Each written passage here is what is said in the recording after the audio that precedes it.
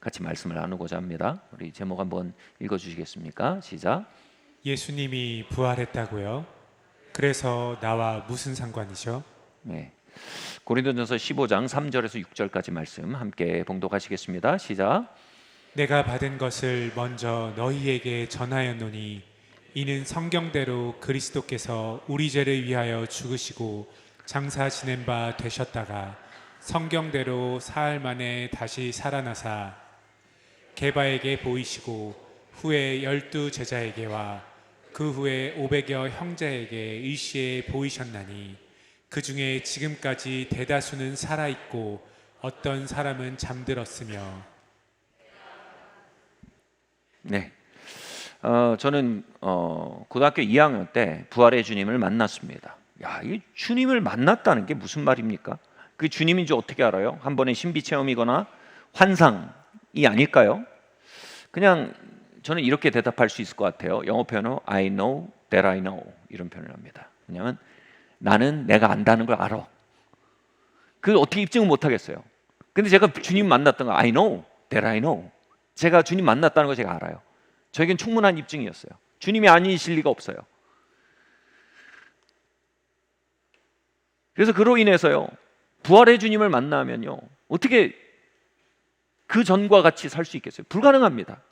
일단 하나님이 살아계신 거 알게 됐는데, 영원히 실제인 거 알게 됐는데, 우리의 삶의 끝에 정산하는 때가 있다는 걸 알게 됐는데, 우리를 지으신 분이 우리를 부르고 계시다는 걸 알게 됐는데 어떻게 이전과 똑같이 삽니까? 저에게 결론은 하나님이 저를 신학으로 부르신다는 결론이 있었고, 저는 그래서 당시 사실은 굉장히 좋은 기회들이 있었습니다. 일반대에 진학해서 세상에서 안녕과 복지와 영달을 누리며 살 수 있는 좋은 찬스가 있었습니다만, 어떻게 부활의 주님이 살아계시고 저를 불러주시고 만나주셨는데 어떻게 그게 제 고리일 수 있겠어요? 부활의 주님이 부르시는 길을 가기 시작했어요. 그래서 이제 신학교에 가게 됐어요. 근데 이 신학교에 정말 가게 된 일이 사실 뜻밖에도 저에겐 영적 시련의 시작이었어요. 영적 방황의 시작이었어요. 왜냐하면 신학교에서 당시 배우던 신학에는 이 문서 비평, 고등 문서 비평이란 것이 있었어요. 그리고 자유주의 신학이 상당히 많이 배어 있었어요. 이게 좀 뭔지 설명드릴게요. 고등 문서 비평이 뭐냐 하면 성경이 하나님의 말씀이다 이렇게 접근하는 게 아니고 성경이 당시 역사적 문서다 이렇게 접근합니다. 그래서 이 역사적 문서에 얼마만큼이 당대 신앙 공동체가 신앙 고백으로 그냥 신앙 고백으로 답정너처럼 그냥 뭐 예수님 하나님이야 그런 식으로 해서 그들의 신앙 고백의 부분이 얼만큼인지, 실제로 역사에 있었던 사건을 기록한 팩트가 얼만큼인지 이걸 구분을 내는 게 고등 문서 비평이에요. 이게 구별을 하는 기준이 이제 자유주의 신학이 많이 이걸 그 기준을 삼는. 자유주의는 뭐냐면 초자연을 인정을 안 해. 그러니까 뭐냐면 뭐 죽은 자가 살아나고 뭐 병자가 치유되고 막 5병이어 5천 명 먹고 이런 거 다 신화예요, 신화. 이런 신화는 다 거르고 읽어야 돼. 당시 신앙 공동체가 예수님의 가르침과 예수님이 살도록 부르신 삶을 강조하기 위해서 기적 같은 얘기도 끼워 넣고 막 신화를 끼워 넣었다는 거예요. 그래서 그걸 빼고 읽어야 되는 거예요. 비신화라고 합니다. 특별히 여기서 가장 걸러내고 싶어 하는 게 뭐냐면 부활입니다. 부활. 이 부활을 빼고 읽어야 된다. 사실 이거예요. 제가 이런 것들을 자꾸 공부하면서 제 마음속에서 이게 설득력이 있는 거예요. 그렇지, 성경도 하나의 문서인데 역사적으로 문헌 비평, 문서학에 기초해서 정보학에 기초해서 잘 비평해 보는 것이 필요하지. 그러면서 그 공부를 하는데 제 마음속에서 이제 신앙이 모래성처럼 밑에서 무너지는 거예요.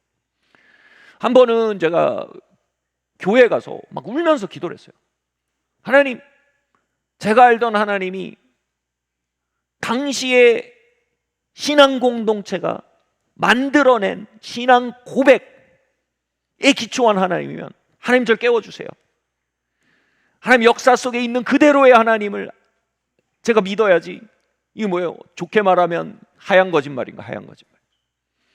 하나님, 내가 하얀 거짓말을 믿고 하얀 거짓말을 전할 수는 없습니다. 하나님 이 사람들이 말하는 게 맞으면 알게 해주시고, 아니면 정말 성경이 기록된 그대로 역사적 사실이면 제가 그걸 알게 해주세요 하고 막 울면서 기도를 했어요. 너무 갈급했어요. 여러분 생각해 보세요. 제가 그때 신학교 학부생이었는데 이게 성경의 고백들이 이게 그냥 옳게 살고 바르게 살게 하기 위해서 쓰여진 책이고, 그걸 강조하기 위해서 부활과 기적 같은 걸 써서 예수님이 굳이 하나님인 건 아니고 예수님이 뭐 교사 정도인데, 예?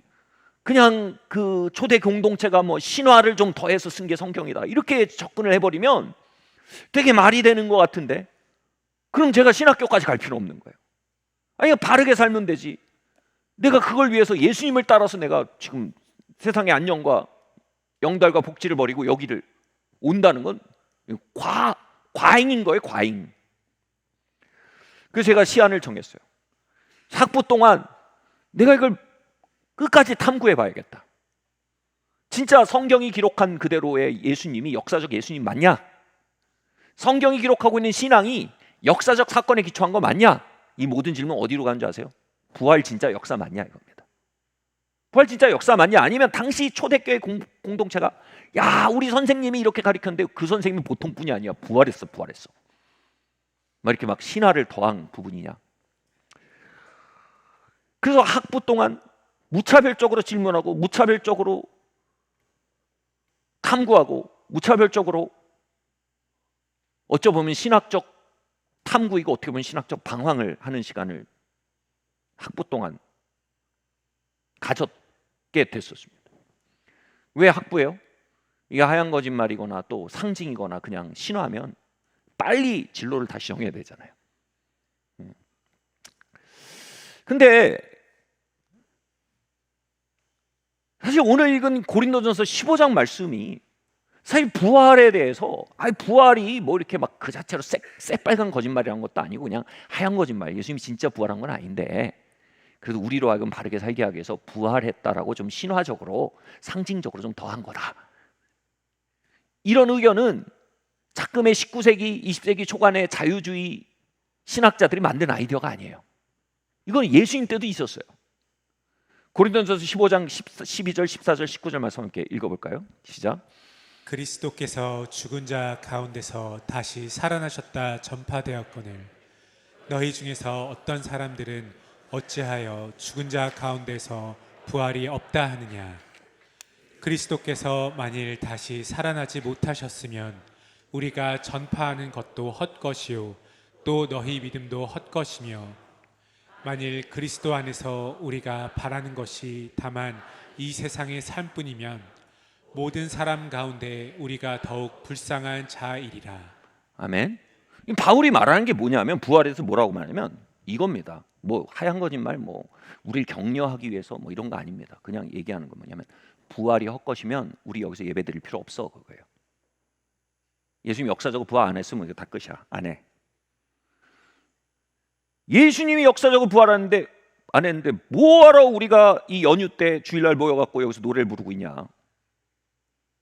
왜 노래 부르고 앉았냐는 거예요. 그냥 삶이 팍팍하고 무의미하고 소망이 필요하니까 모여서 예수님이 부활한 걸로 아주 대충 간주하고 삶의 의미를 부여하고 소망을 부여하기 위해서 같이 노래도 부르고 그런 거 하는 거 아니야, 이 얘기가.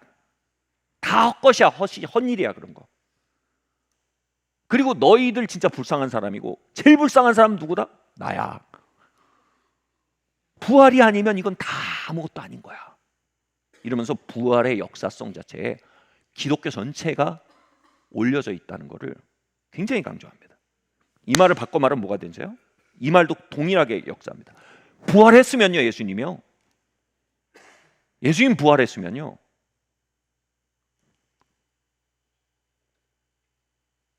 예수님 하나님인 거예요. 예수님 부활했으면요. 천국도 있고 지옥도 있는 거예요. 예수님 부활했잖아요? 그럼 우리 회개해야 돼요. 예수님 부활했잖아요? 그럼 우리 막 살면 안 돼요. 예수님 부활하셨잖아요? 그러면 우리는 그분 섬겨야 돼요. 그러니까 예수님 부활 안 하셨으면, 좀 거친 말이지만 우리가 바람 피우지 않을 이유가 없어요. 예수님 부활하지 않으셨으면 하나님 없는 거예요. 예수님 부활하지 않으셨으면 우린 예배할 이유가 없어요. 예수님 부활하지 않으셨으면 전 여기서 서서 말할 이유가 없어요. 바울이 그 얘기하는 거예요. 부활을 신앙은요 하나의 패러다임이에요. 패러다임. 제가 그 탐구를 하면서 중요한 책을 읽게 됐어요. 과학구조의 혁명이라는 책 아세요? 토마스 쿤이 쓴 책인데 20세기, 21세기의 과학 철학 중에 넘버 원이에요. 거의. 여기서 말하는 게 뭐냐면 과학이라는 탐구와 연구와 조사가 객관적인 데이터를 유추해서 결론을 내리는 객관성만을 가진 게 아니더라는 거예요. 탐구하는 사람, 그 자료를 다루는 사람의 패러다임, 즉 전제가 그들의 연구에 많이 영향을 미치더라 이거예요. 그 과학이 데이터가 쌓이면서 이렇게 발전하는 게 아니라 패러다임과 전제가 바뀌면 점프하고 패러다임과 전제가 바뀌면 점프하고 어마어마한 데이터가 이 실증 세계에 있잖아요. 그 데이터를 어떻게 다루고 어떻게 조합하고 어떤 결론에 도달하는지 뭐예요? 내가 연구자가 다루는 틀이 거기에 결정적인 영향을 미치더라. 이 말은 뭐예요? 과학조차도 주관적이고 상대적일 수 있다는 거예요. 이게 엄청나게 영향을 미친 게 뭐다?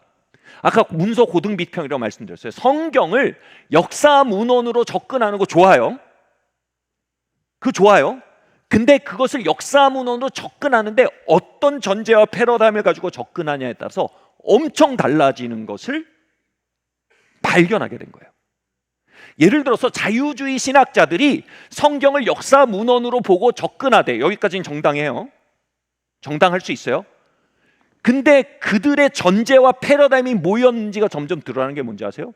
그들은 초자연을 부정하는 세계관으로 성경을 탐구했어요. 그 전제였어요. 다시 말해 오병이어의 사건에 대해서 역사 문헌적인 가치를 탐구한 게 아니에요. 오병이어는 신화야라는 전제를 가지고 그 패러다임 안에서 오병이어가 신화일 가능성의 데이터를 조합한 상황인 거예요. 좀 심하게 말하면 답정 넣은 거예요. 성경의 초자연은 다 신화야라는 전제로 문헌학을 사용했지만 객관적인 문헌학이 아니라 그들이 가지고 있는 틀을 투사한 문헌학임이 점점 보이는 거예요. 그 대표적인 증세 중에 하나가 뭐냐 하면 예수님의 기적과 부활에 대한 문헌학적으로 성경의 증거들이 믿을 만한 자료가 분명히 있어요. 있음에도 불구하고 이거를 예외사항으로 규정해버립니다. 이 예외야. 문제는 뭐예요? 예외사항이 너무 많아요.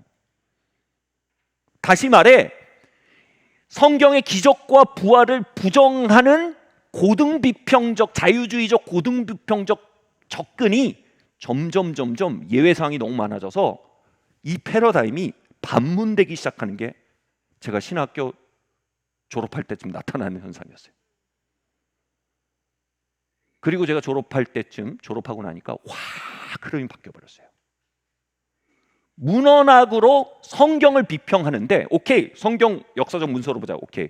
근데 거기에서 증거하는 게 과연 그들의 신앙 고백이냐 아니면 역사적 증거냐에서 많은 문헌학적 정보들이 이제 어디로 흘러가는 줄 아세요?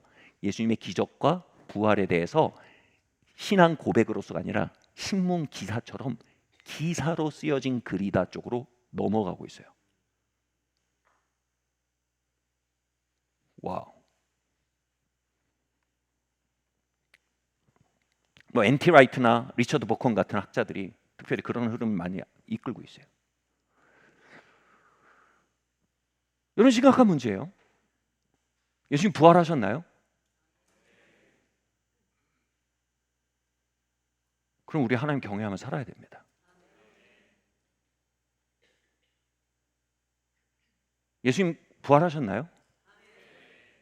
그러면 우리 주일날 연휴 가운데도 시간을 쪼개서 그분 앞에 나와서 그분을 우리 주, 우리의 하나님을 고백하고 예배해야 합니다. 그분이 부활하셨으면 천국과 지옥도 사실입니다. 그분이 부활하셨으면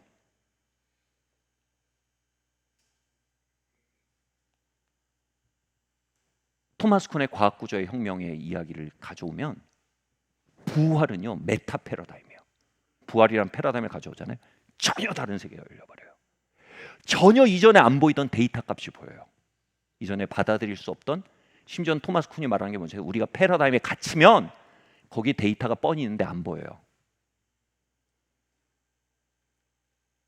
우리가 부활이란 메타 패러다임 안으로 들어오잖아요. 그럼 갑자기 하나님이 보이기 시작해요. 자 그러면 조금 더 가보겠습니다. 신약 성경은 그럼 여러분 정말로 역사적 문서일까요? 다시 말해 기사일까요? 아니면 그들의 묵상 자료일까요?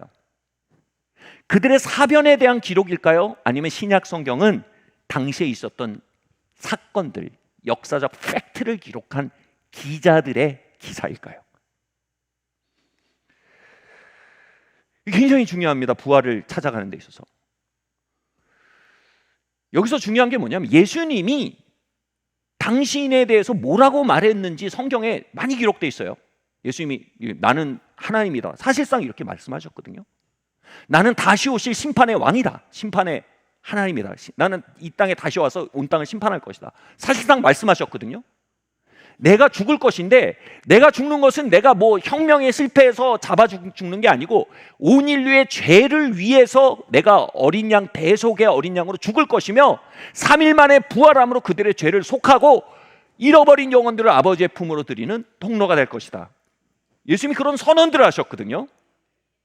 근데 이 선언들에 대해서 이전 문서 비평학은 이런 식으로 얘기했어요. 그건 예수님이 실제로 한 말이 아니라는 거예요.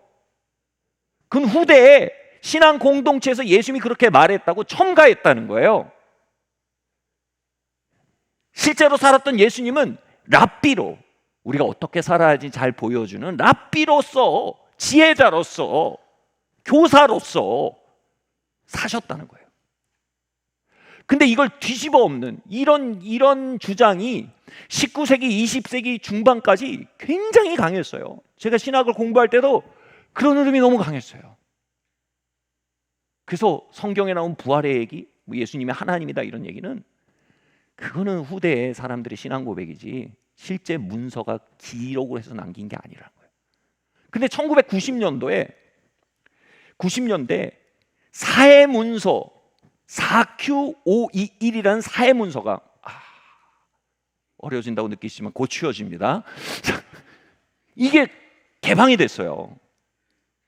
이게 뭐냐면 예수님이 오실 때 직전에 쓰여진 사해문서인데 이 사해문서가 뭐를 입증하는 자료가 되냐면 예수님이 내가 하나님이다라고 선언한 것이 예수님이 직접 구두로 말씀하신 선언이다라는 걸 입증하는 문서 자료가 됩니다. 왜냐하면 예수님의 선언과 이 사해문서가 같이 언어가 같거든요.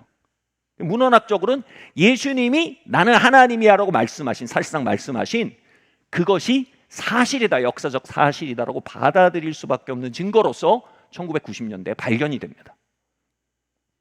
조금 일찍 발견되지, 아니면 제가 신학교를 좀 늦게 가든지 여기에서 기초해서 많은 것들이 뒤집어지기 시작합니다. 그리고 결론에 도달합니다. 예수님은 당신 자신에 대해서 공공하게 말씀하신 거예요. 그리고 기자들이 그걸 받아 적은 거예요. 나는 하나님이다. 거침없이 말씀하신 거예요. 난 다시 올 거다. 거침없이 말씀하신 거예요. 내가 죽고 3일 만에 부활할 건데 그건 그냥 죽는 게 아니야. 너희 죄를 위해 죽는 거야. 거침없이 말씀하신 거예요. 그리고 마태, 마가, 누가, 요한이 그걸 받아 적은 거예요. 이러면 중요한 문제가 생깁니다. 여러분 생각해 보세요. 예수님이 내가 하나님이라고 선언했어요. 그럼 둘 중에 하나예요. 하나님이거나 이만이거나. 이만이 누군지 모르시면 하나님이거나 사이비 종교의 교주인 거예요.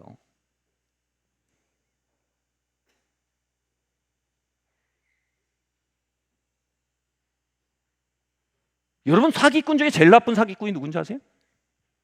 종교 사기꾼이에요. 종교 사기꾼. 왜냐하면 종교는요 모든 걸 걸게 하거든요.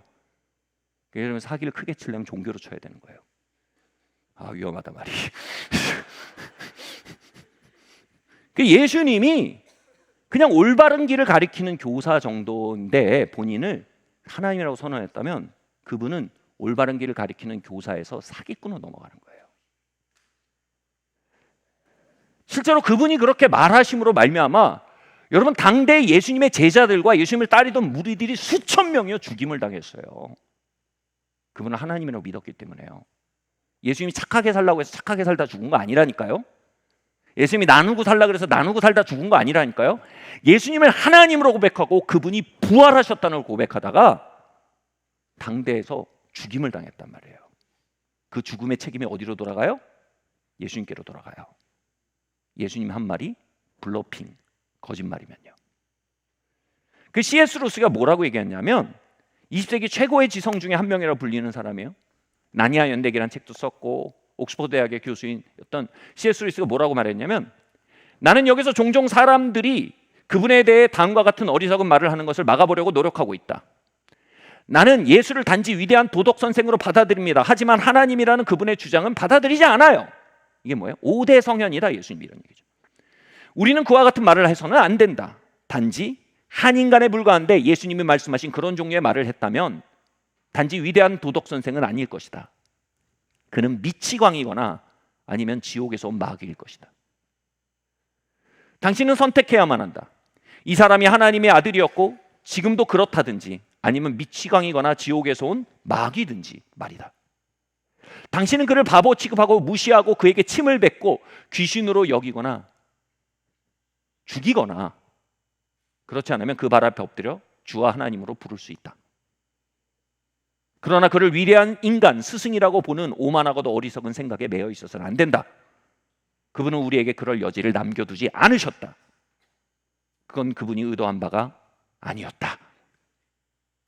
아멘? 예수님이 역사적으로 내가 하나님이라고 말씀하셨다면 피할 구석이 없습니다. 그분은 하나님이거나 미치광입니다.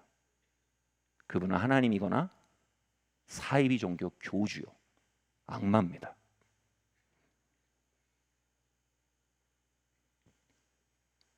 당대 예수님 앞에 섰던 군중처럼 우리에게도 선택지가 두 개밖에 없습니다. 그를 악으로 몰아 제거하든지 그를 하나님으로 여겨 예배하든지입니다. 여기 회색지대는 없습니다.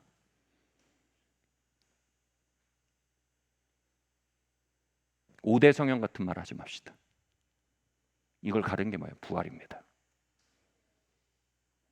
그분이 부활하셨든지 아니면 교주입니다.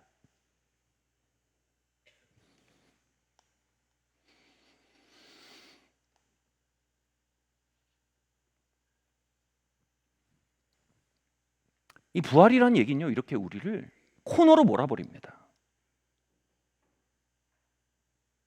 두 번째로요, 그분의 부활에 대한 성경의 기록이 믿을 만한지 역사적인 기록인지 아니면 주관적 신앙 고백으로 각색된 신화인지 우리가 좀 살펴볼 필요가 있습니다. 여러분 알렉산더 대왕 아시는 분 아세요? 예. 우리 역사상 최고의 테토남이죠. 예, 그리스산 마초맨. 이 헬라 제국을 진짜 땅끝까지 끌고 왔던 제국이 제왕인데 알렉산더라는 사람의 살았던 흔적과 역사에 대해서 반문하는 사람 아무도 없어요.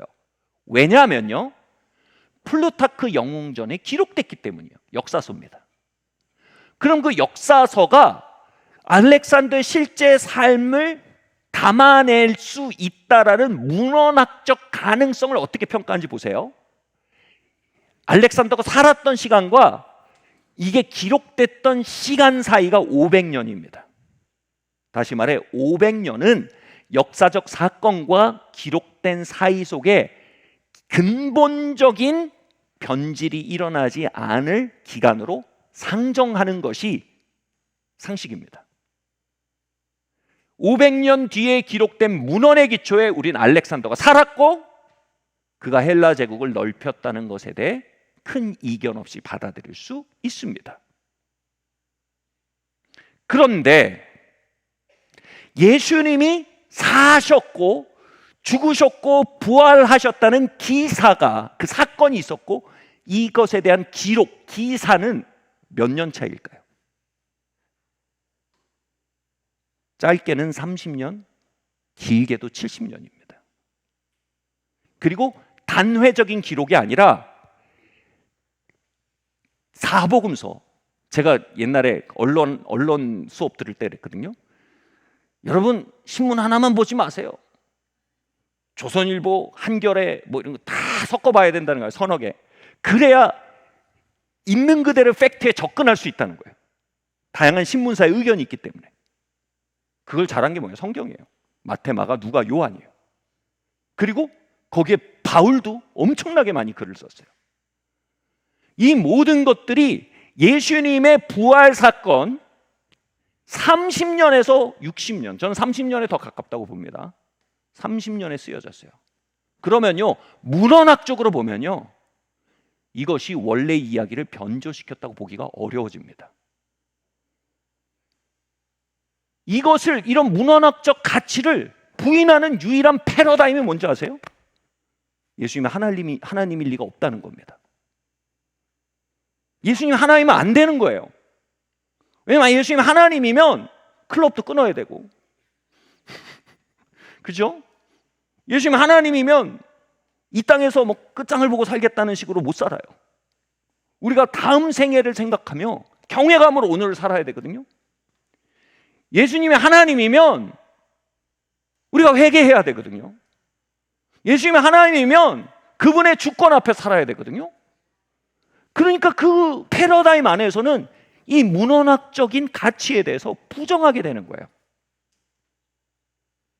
그러나 예수님의 부활과 기록된 사건 사이에는요, 알렉산더와 대왕의 삶과 그에 대한 기록의 격차보다 훨씬 더 적습니다. 또 다른 하나로, 여러분 트로이 목마 얘기 아시죠? 사람들이 그거 일리아드 그 얘기 보고 사람들이 신화인 줄 알았어요. 근데 독일의 한 청년이 이거 신화 아니야, 실제야 라고 해서 실제로 터키에 가서 발굴해서 그게 나와버렸어요. 왠지 아세요? 일리아드라는 책의 역사성을 어떻게 검증한 줄 아세요? 사본이 650개래요. 사본이 겁나 많은 거예요. 여러분 한 신문의 권위를 어떻게 봅니까? 발행부수로 보는 거예요. 뉴욕타임스가 왜 권위가 있어요? 뉴욕타임스가 이렇게 말했다면 일단 그렇다고 받아들일 팩트에 대해서 발행부수가 많아요. 똑같이요, 사본은 문서를 가치를 점검하는 굉장히 중요한 데이터입니다. 근데 일리아드라는 책은요, 사본이 60에 50개라서 문서 중에 진짜 이 정도입니다. 성경, 신약 성경은, 예수님의 부활을 증거하는 신약 성경은 사본이 얼만큼일까요? 5,000개입니다. 압도적입니다. 그 5,000개의 사본이요, 똑같은 팩트에 대해서 말해요. 묘사하는 방식은 다른데 뭐냐면, 예수님이란 분이 이 땅에 오셨고 기적과 이사를 베풀며 이 땅을 사셨고 스스로 하나님이라고 선언하셨고 십자가에 죽으셨고 3일 만에 부활하셨고 500여 형제에게 부활체로 현현하셨고, 그로 인해 500여 형제들은 어마어마한 패러다임 시프트, 이전의 패러다임 무너지고 새로운 메타 패러다임, 예수는 하나님이다, 하나님은 계시다, 그분은 오늘도 인도하신다 우리를, 그분은 우리의 죄를 위해 죽으신 어린 양이시다, 완전히 확장된 메타 패러다임을 갖게 돼서 그게 초대교회가 됐다. 이 증거를 5,000개의 사본이 똑같이 말하고 있는 거예요.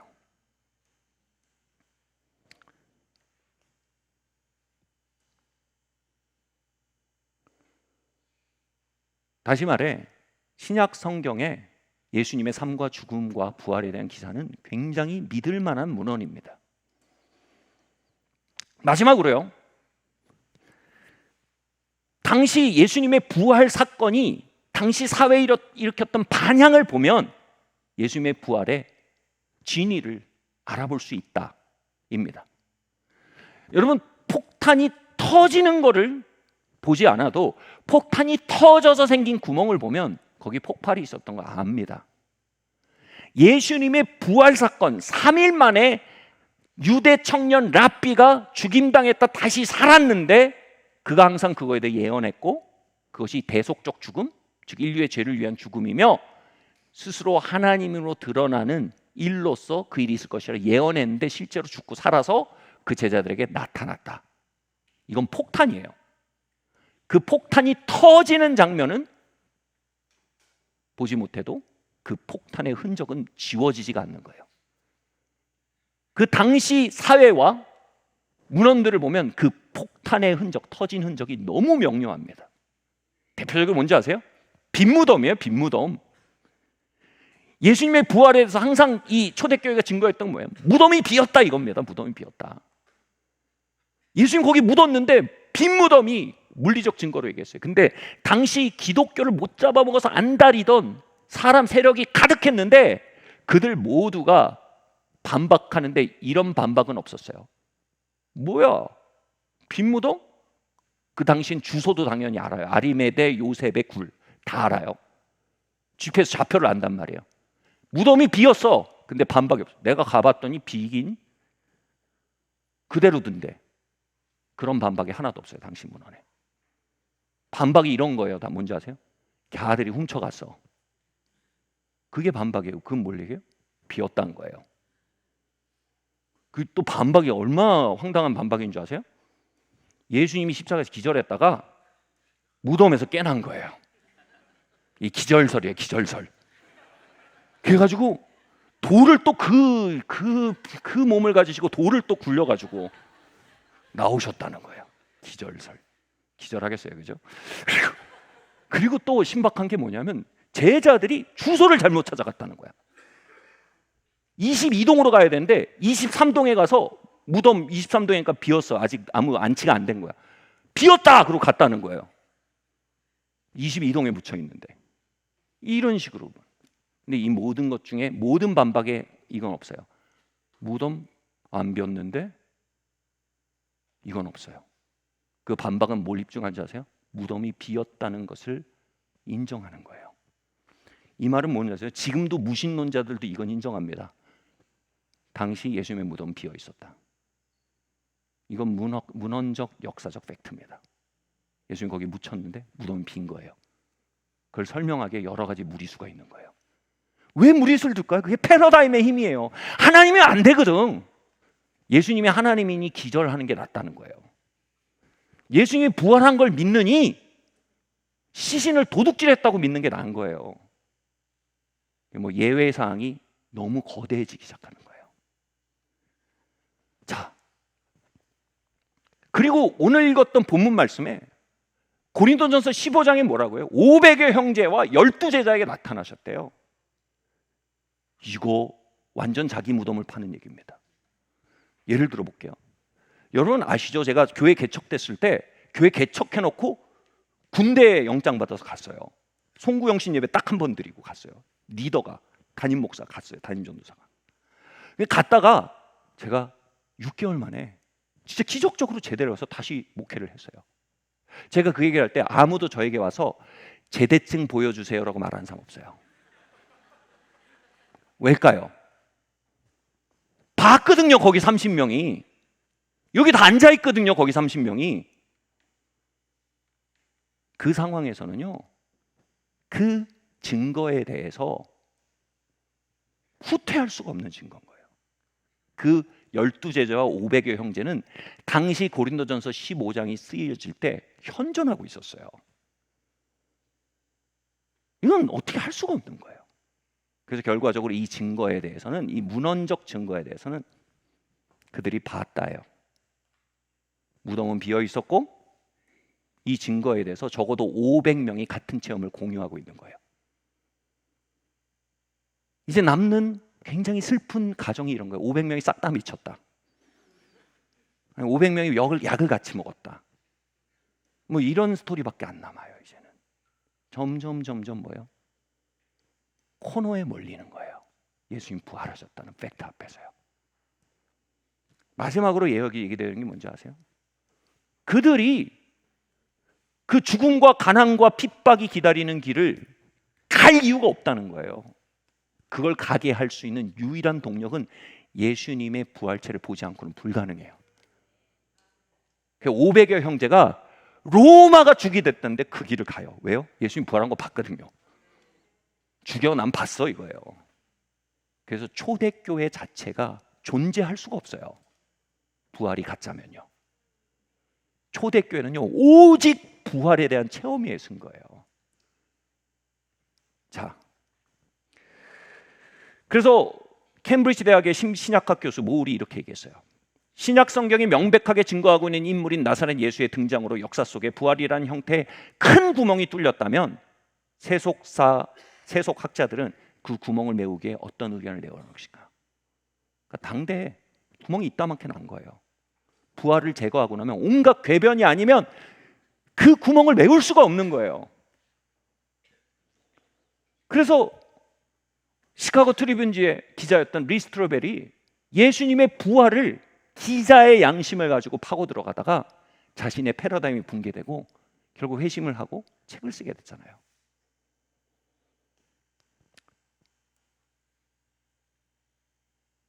여러분, 예수님 부활하셨어요. 그가 그런 표현을 해요. 예수님의 부활을 부정하는 것은 과학이 아니고 고집이다.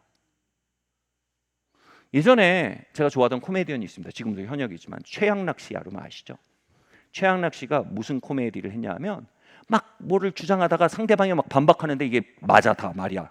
근데 이걸 내려놓기 싫어. 어떻게 하면 에에에에 이렇게 하는 게 그게 뭐예요? 아까 토마스 쿤의 과학 구조예요. 예수님 부활하셨다는 여러 가지 문헌적 증언들이 웅변하고 있는데 이걸 받아들이면 너무 많은 걸 바꿔야 돼요. 그래서 귀를 막고 눈을 막아버리는 거예요. 시편이 뭐라고 하는지 아세요? 하나님이 없다 하는 자는 그 마음에 미련한 사람이라는 거예요. 미련하다는 게 뭔지 아세요? 자기 패러다임에 갇혔다는 뜻이에요. 여러분, 회개라는 건요 패러다임 시프트예요. 내가 기본적으로 세상을 보고 인생을 보는 패러다임이 바뀌는 거예요. 메타 패러다임이 바뀌어버리는 거예요. Repentance, 회개라는 말이 change your mind, 너의 패러다임 바꿔라요. 그러면 뭐야? 하나님 나라가 보일 거래요. 무슨 패러다임이 돌아오고요? 부활의 패러다임이에요. 예수가 부활했다는 이 사건은요 거대한 메타 패러다임이에요. 그리로 우리를 초청하시는 거예요. 아멘. 자, 그래요. 그럼 이게 우리에게 뭘 의미할까요? 지금 느끼시겠지만 제가 오늘 말을 빨리 하고 있어요, 그죠? 네. 저희가 이제 합의를 했거든요. 12시 반에 끝내보자. 그래서 좀 빨리 달고 있어요. 조금 더 빨리 갈게요. 이게 우리에게 뭘 의미합니까? 그러면 한번 다음 얘기 읽어볼까요? 시작. 네. 사울이 길을 가다가 다메섹에 가까이 이르더니 홀련히 하늘로부터 빛이 그를 둘러 비추는지라. 대답하되 주여 누구시니까? 이르시되 나는 내가 박해하는 예수라. 아멘. 여러분, 예수님이 부활하고 지금도 살아계시다라는 선언은요, 요즘 지금 시간 관계상 다 말할 수 없지만 예수님이 부활하셔서 승천하셨다는 표현은 뭐냐 하면 그분이 이제 성령을 통해서 우리와 함께 하신다는 의미죠. 예전에 육체로 함께 하신 형태가 아니라 그분이 가셨다는 거 의미하지 않아요. 그 증거가 방금 읽은 말씀이에요. 뭐냐면 예수님은 부활하신 영광으로 성령을 통해서 오늘도 찾고 구하는 자들에게 만나주시고 찾아가신다는 얘기가 되는 거예요. 사울이 지금 예수님 제자들 죽이려고 다메섹 도상을 달리고 있는데 사실은 신학자들은 말입니다. 그 마음속에 이미 균열이 일어났다. 패러다임에 뭐냐 하면 스데반을 돌로 쳐서 죽이는 자리에 사울이 책임자였는데 스데반이 부활신앙으로 말미암아 전혀 다른 모습으로 그 자리에 서 있는 것이 사울에게 패러다임의 균열을 일으킨 거예요. 어쩌면 부활이 진짜일지도 모르겠네? 돌로 맞는 사람이 어떻게 저러지? 쟤는 뭘 봤지? 제가 가진 건 뭐지? 균열이 일어났다는 것이 신학자들의 공통된 얘기들이에요. 이미 사울이 스데반을 봤을 때 균열이 일어나고 있었고 그 균열은 뭘까요? 내가 어쩌면 잘못 생각하고 있었는지도 몰라. 왜요? 여기서 뭐예요? 주여 당신은 누구십니까? 라고 반응합니다. 그게 뭐예요? 주님을 찾고 있었던 거예요. 진짜 인생의 주인이 되십니까? 예수님? 맞아요, 진짜? 그는 미션 때문에 가고 있었지만 그의 마음속에 이미 균열이 있었어요. 패러다임에. 저는 중학교 때 무신론에 완전히 잡혀 있었어요. 근데 제 주변에 부활신앙을 가진 사람들의 삶을 볼 때 제 세계가 막 흔들렸어요.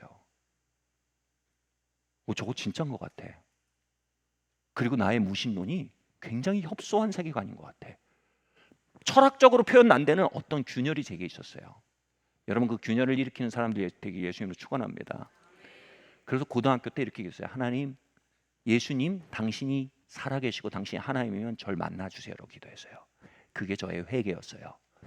일어난 균열이 뭐예요? 배고픔이 된 거예요. 아멘. 여러분, 오늘 살아계신 예수 그리스도에 대한 배고픔이 일어나길 바랍니다. 어쩌면 내 패러다임이 닫힌 패러다임일 수 있겠구나. 어쩌면 내가 패러다임에 갇혀 있을 수 있겠구나. 어쩌면 그분이 살아계시고 그분이 하나님이시며 그분이 성령을 통하여 우리 가운데 지금 운행하고 계실 수 있겠구나. 저 사람들이 지금 광신이 아니라 내가 보지 못한 무언가를 보고 내가 만나지 못한 무언가를 만나고 I know that I know. 내가 당신에게 뭐라고 설명할 수 없지만 내가 안다는 걸 안다. 나는 부활의 주님을 만났다. 그렇다면 나도 그분을 만나야겠다.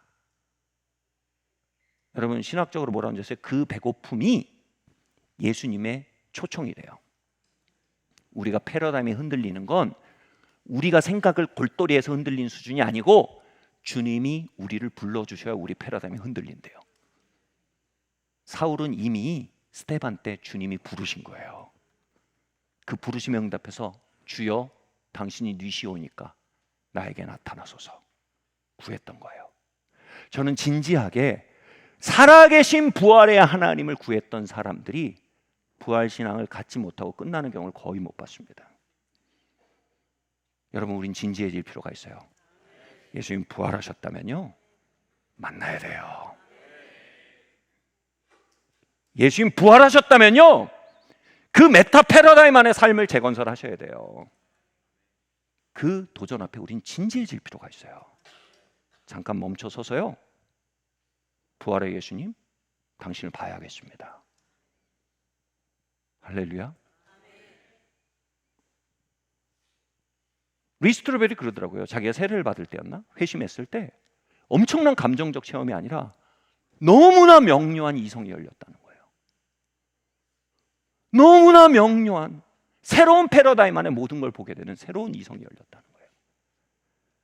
여러분, 어떠한 방식으로는 주님은 여러분에게 문을 열고 다가오십니다. 그러나 구하셔야 합니다. 아멘. 그걸 구하면 어떻게 됩니까? 사울을 방문하셨던, 근데 이게 육체를 입고 오신 게 아니에요. 부활하신 예수님의 영적 영광이 사울을 방문하신 거예요. 그걸 구하는 자들에게 저희 고등학교 2학년 때 사울을 방문해 주셨듯이 저를 방문해 주신 거예요. 그분이 여러분에게 그분을 나타내실 거예요. 그 부활 신앙 안에서 다시 우리가 매주 두드리고 찾고 구하며 예배할 때 그분은 우리 예배 가운데 다메섹 두상처럼 방문하신다는 거예요. 이게 부활 신앙이에요. 그래서 우리의 새롭게 지어진 메타 패러다임 안에 그분의 이야기, 그분의 인도하심, 그분의 역사, 그분과의 만남, 그분의 사랑, 그분의 치료, 그분이 주시는 지혜로 채워가신다는 거예요. 그 이야기가 치질 때 우리 뭐라고 해요? 나는 부활의 주님과 함께 걸어요 라고 말하는 거예요. 할렐루야. 자, 두 번째로요, 주님이 부활하셨다는 게 뭘 의미할까요? 삶의 다양한 주님이 부활하셨다는 건 부활의 주님이 함께 하고 계시다는 믿음을 갖기 시작하는 겁니다. 마가복음 16장 20절 말씀 함께 읽겠습니다. 시작. 제자들이 나가 두루 전파할세 주께서 함께 역사하사 그 따르는 표적으로 말씀을 확실히 증언하시니라. 아멘. 여러분, 우리가 그분을 찾고 구하고 그분이 오늘 살아계심을 알고 그분을 찾기 시작한다면요, 우리는 그분의 역사를 믿는 믿음으로 성장하기 시작합니다. 자, 보세요. 이거 예수님이 부활하셔서 승천하신 이후의 기사예요. 이 기사가. 근데 주님이 함께 하셔서 그들 가운데 역사하셨대요. 요즘 익스텐디드 미팅에서 정말 이 부활하신 주님의 역사를 좀 많이 보는 통로가 있어요. 좀 굉장히 치유가 또 많이 일어나고 있어요. 그들 가운데 따르는 표적으로 함께 했을 때 이 표적 중에 하나가 치유였거든요. 그 어떤 한 청소년 아이가 있는데 아토피가 심하게 왔어요. 보통 심하게 아니고 얼굴이 빨개 할 정도로 왔어요. 근데 모임 중에 부활의 주님께서 초청하심을 느낀 거예요. 아, 나를 만지시겠구나. 그 모임에 나와서 기도를 받았어요. 근데 이틀 만에 그게 완전히 아기 피부처럼 돌아온 거예요. 한번 사진 보여주시겠어요? 완전히 아기 피부처럼 돌아온 거예요. 원래 스테로이드 치료하면서 몇 달을 가야 되는 거예요. 여러분, 이거는요, 우리가 막 치유 이렇게 기울어지면 이상해져요. 여러분, 치유는 오기도 하고 안 오기도 해요. 중요한 건 뭐 이게 사인이에요. 우리 가운데 주님이 함께 하신다는 가르치는 손가락이지, 이 손가락에 매달리면 길을 잃을 수 있어요. 이해하시겠죠? 또 한 형제님은 아버지가 방광암이셨어요. 이기래요. 방광을 잘라내야 된대요. 그런 방광 기능을 대신하기 위해서 수술이 너무너무 복잡하고 너무너무 힘든 상황인데 기도하기 시작한 거예요. 선포하고 기도하고 부활의 주님 우리 가운데 함께 하시니 주님 이 상황에 개입해달라고 기도한 거예요. 치유를 구한 게 아니에요. 그분과 동행한 거예요. 그 상황 속에서. 무슨 얘기인지 아시겠죠? 그 수술을 하려고 당일에 돼서 수술하려고 하는데 갑자기 의사가 수술하지 말자는 거예요. 왜냐하면 이기였는데 연기라는 거예요. 암이 연기가 돼버린 거예요. 그 수술 안 하고 그냥 방사선 치료만 하면 되는 걸로 얘기가 결론이 난 거예요. 이건 뭐예요? 부활의 주님을 믿고 그분의 만나 주신과 함께 하심을 구하는 자들에게 주님이 동행하신다는 것을 보여주는 사인이에요. 아멘. 우린 대한예수교 장로지 대한치유교 장로교가 아니에요. 우리는 예수님의 함께 하심과 동행을 바라보지 거기를 집중하지 않아요. 대단히 중요해요. 그러나 여러분, 주님은요, 부활하신 주님을 인정하고 믿고 구하고 함께 하시고 역사하심을 고백하는 자들에게 오늘도 역사하신다는 얘기예요. 그분 우리와 함께 하세요. 마지막으로요, 부활의 주님은 삶의 변수 속에서도 소망을 품게 하세요. 오래전에 당시로서는 젊은 부부였어요. 물론 지금도 젊다고 해드려야 되는데 그때보다 젊진 않죠. 꽤 오래됐어요. 당시에 이 젊은 부부였는데 아이를 임신했는데 뱃속에서 애가 좀 안 좋은 걸 알게 됐어요. 그래서 이 아이가 치유되길 기도했어요. 근데 결국은 꽤 주수가 찼는데 유산을 한 거예요. 뱃속에서 아이가 죽은 걸 발견했나? 그래서 저거 했나? 아무튼 그래서 유산한 거예요. 결과적으로 주수가 차고 막 기도하고 그런데 얼마나 아파요. 얼마나 아파요. 그래서 너무 아픈 때인데 마음이 막 그럴 때인데 저희 부부가 밥이라도 좀 먹고 위로해야겠다. 그런데 도리어 밥을 사겠다는 거예요. 그래서 같이 밥을 먹는데 좀 이렇게 낙심해 있는데 이런 말을 하는 거예요. 목사님, 제가 이런 생각이 들었어요. 지금 내가 아이를 유산했지만 그래도 예수님이 십자가에 죽고 부활하시지 않았는가? 그렇다면 내가 이렇게 압도될 필요 없는 문제 아닌가? 이 생각이 들었다는 거예요. 예수님이 십자가에 죽지 않으신 것도 아니고 부활하시지 않은 것도 아닌데 그걸 고백하는데 삶의 변수가 갑자기 신뢰할 수 있는 장소로 바뀌더라는 거예요. 하나님 신뢰합니다. 난 모르지만 주님 부활하셨고 주님 오늘도 부활체로 우리와 함께 하시고 부활의 영광을 함께 하시고 오늘도 우리의 기도를 드리고 인도하시는 주님, 나는 다 모르지만 주님 신뢰합니다. 주님 부활하셨고 주님 살아계십니다. 이 고백을 밥 먹으면서 계속하는 거예요. 그럴수록 까맣던 얼굴이 점점 살아나는 거예요. 야, 살아있는 부활신앙을 봤어요. 루터가 그랬대잖아요. 루터가 여러분 종교개혁을 하고 온 유럽을 맞섰는데 얼마나 힘들었겠어요? 근데 루터가 막 낙심이 돼갖고 막 제후들이 죽인다 그러고 막 교황청에 죽인다 그러고 이러고 있는데 아내가 소복을 입고 왔대잖아요. 그래서 아니 여보 어디 상났어요? 그러니까 내 남편 루터요, 당신의 하나님이 죽었습니다. 당신의 하나님이 죽어서 제가 상복을 입은 겁니다. 주님이 죽으시고 부활하시고 당신과 함께 하시며 당신을 부르시고 지금 당신과 함께 역사하시는데 당신은 지금 하나님이 죽었다는 듯이 예수님이 부활하지 않으셨다는 듯이 생각하고 있습니다. 다시 말해 뭐예요? 옛 패러다임에 갇혀버린 거예요.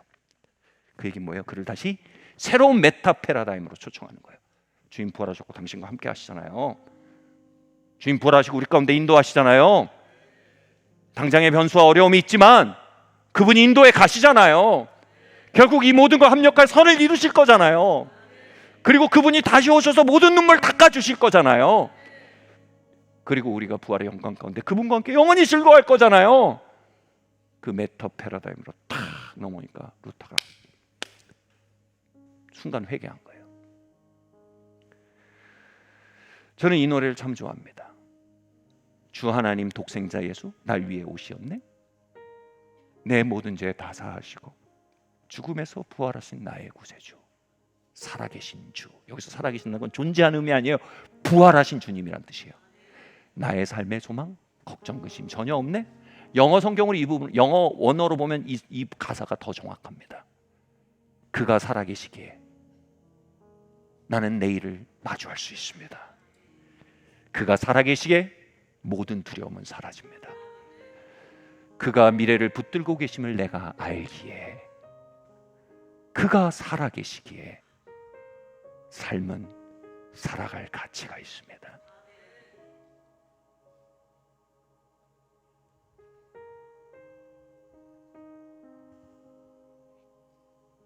여러분의 주님 부활하셨습니까?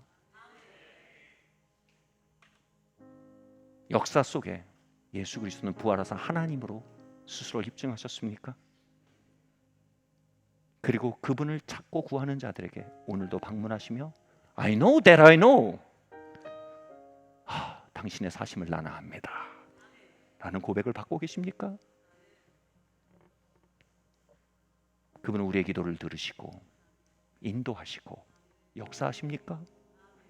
그 안에 부활의 역사에 여러분도 증인이 되어가고 계십니까? 그리고 마지막으로 우리의 삶의 변수와 다양한 생각지 않은 시간들 속에도 부활의 주님이 함께 계심으로 인해 그 모든 것을 부활의 메타 패러다임 안에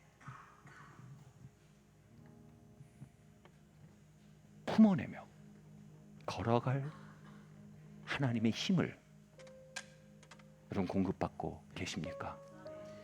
이 모든 것을 가능케 하는 것 부활신앙입니다. 우리 주님 부활하셨습니다. 그분의 얼굴을 구하십시오. 그분이 함께 하십니다. 믿음을 가집시다. 그분이 우리의 삶을 붙들고 계십니다. 소망합시다.